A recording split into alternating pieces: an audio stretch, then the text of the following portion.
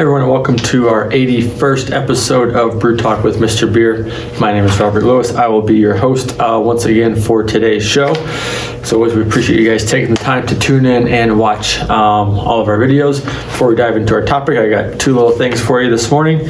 One is just want to wish a happy Veterans Day to all of our veterans out there and all of our veterans who brew with Mr. Beer. I know we have a lot of them. For those of you that are veterans that brew with Mr. Beer and not taking advantage of our veterans discount, we do offer a 5% always on discount for any military veterans. Just go to our website and scroll all the way down to the bottom. I think it's under the About Us. It's a veteran/military discount. Put the information in there and we'll get that added onto your account for you. We truly appreciate you guys, your service to our country, and also the fact that you're brewing with Mr. Beer, which is pretty cool. So thank you guys and happy Veterans Day. And also, if you want to reference the notes to any of our videos, such as this one or any of our past videos, you can find those notes on our blog page, mrbeer.com/blog.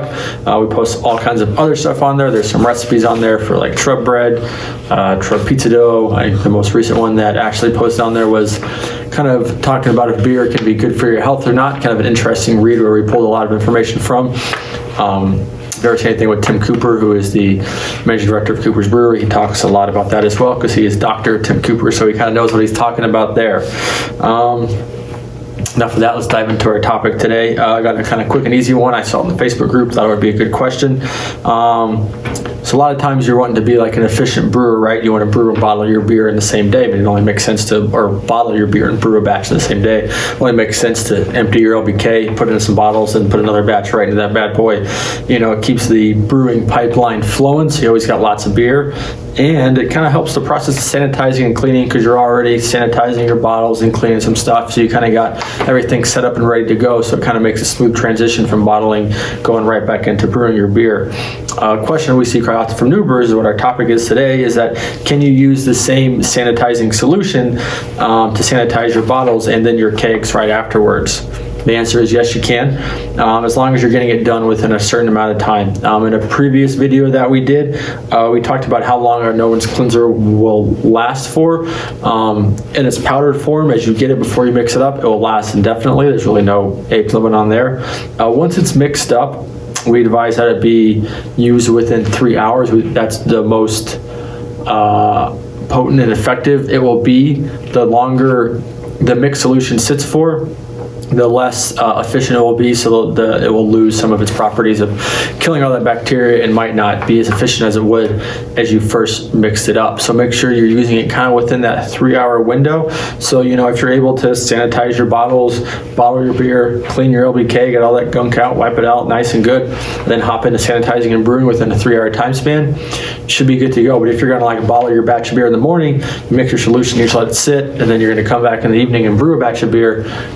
You know, if you're using our no-rinse solution, we would recommend against that and just mixing up a new batch of the solution. If you're using like a sanitizer like Star San, I mean, that can last for a couple weeks, so you don't have to worry about that. But something like our no-rinse, I mean, after a couple hours, it loses the viability that it has to keep sanitizing things.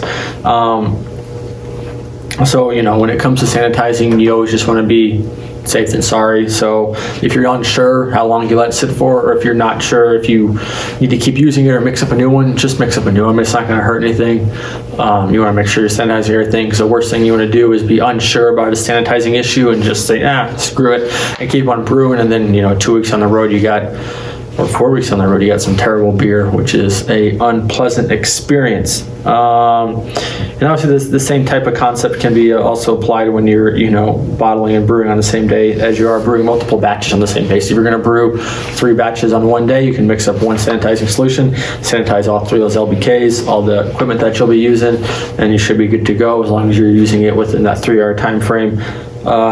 Like we said, and you know, just as always, it's always good to have some extra packets lying around. I mean, I like 95 cents on the website. When you place your next order, just throw 3 or 4 in there, just so you got them, store them away, keep them with all your brewing supplies. I mean, it's just in case. I mean, you could rip one open and the sanitizer was flying everywhere. You could lose one and drop one, you know, spill it, all kinds of stuff. So it's always good to have just extra sanitizer because it's something that just never hurts, you know. can't be overly cautious when sanitizing your beer. That's going to wrap it up for today, guys. Like I said, it was a pretty quick and easy episode. I hope you guys enjoyed the video. Please make sure to at least like the video. If you'd like to like and comment on the video, that's awesome. If you want to like and comment and share the video on platforms that allow you to share it, we appreciate that. Make sure you're following us on all social media platforms, Instagram, Facebook, and YouTube. We're at Mr.Beer on all those. Those are where we're most active.